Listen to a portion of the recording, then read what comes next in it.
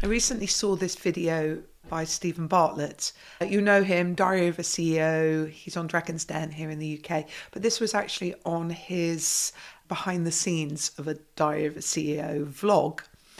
And nestled behind losing his passport on the way to LA, just after that is just such a fantastic leadership lesson. I just felt, this is so worthy of being shared. So I thought it useful to share little segments of the video, but also explain why I think this lesson is so valuable to any manager and leader.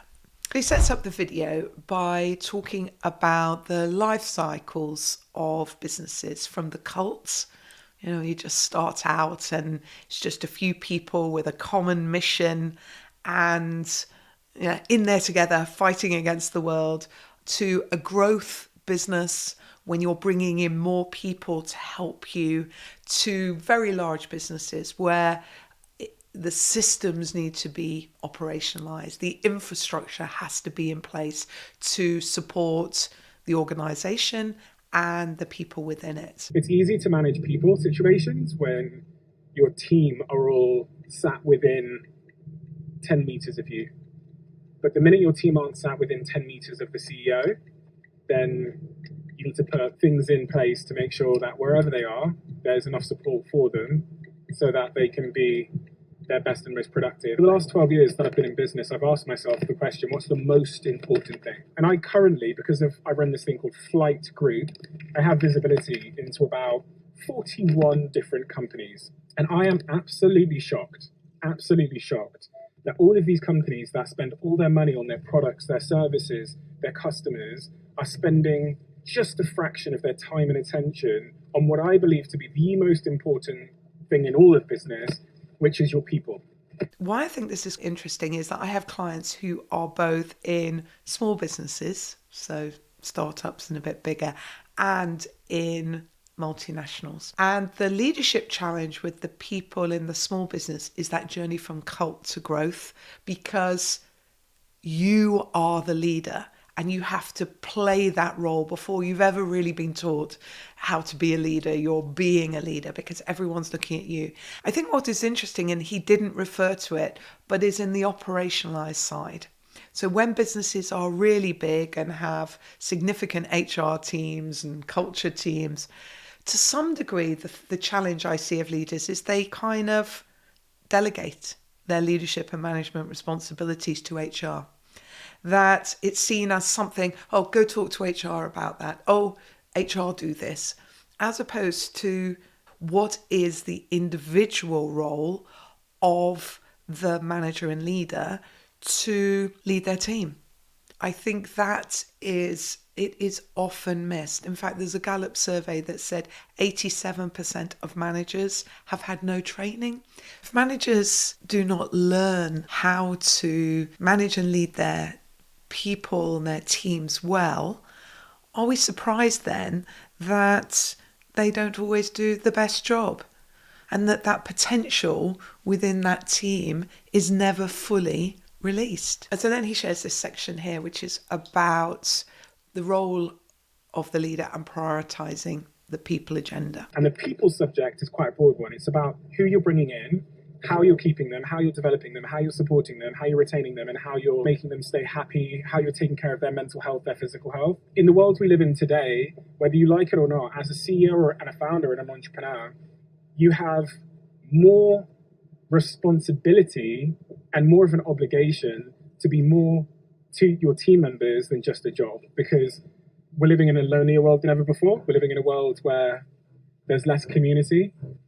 People have less friends. There's less of a social infrastructure around your team members. So the workplace has more of a job to do there.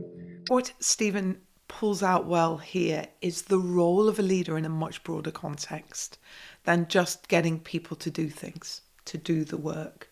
In a world where there is such a lack of engagement in work, where trust is being eroded between employer and employee, and people feel undervalued and frustrated and not understood, it comes back round to the role of the leader, that manager of any team, big or small, helping their people be the best they can be at work. The role of a leader is to guide, to give direction about where you're going and to guide people on that journey. But then it is to be an unblocker and a coach to help those people achieve their goals, to empower them, to create that engaging workplace.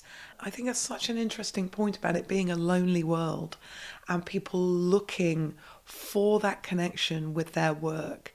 And then finally, his point right at the end of the section on this about prioritizing your time and money. He says, when you think something's important and when it's a priority in your life, that should be reflected in how much you invest in it. People often say something is a priority, but then when you look at how they're allocating against that thing in terms of their time and their money, there's a misalignment. So when I say people are the most important thing, I should therefore have a team of people that are thinking about that. I should be investing my company's money in that thing. And I should essentially be aligning what you say your priorities are to where you're investing your time and attention. So that's what I was telling my team today. And yeah, I think they're grateful. Stephen here is spot on in his assessment because it's about prioritization. So if you are a manager, it is a prioritization of time to work on the role of leading your team, the people side of your job. Are you honouring your one-to-ones or are you postponing them? Do you prepare well for your team meetings so that they are extraordinary moments of collaboration? If you are a senior leader, I ask you, are you supporting your middle managers to be able to do that role? Are you role modelling it? Are you prioritizing investments in the training that will help them be better managers? Are you honoring your one-to-ones? Are you prioritizing the time to guide, unblock, and coach?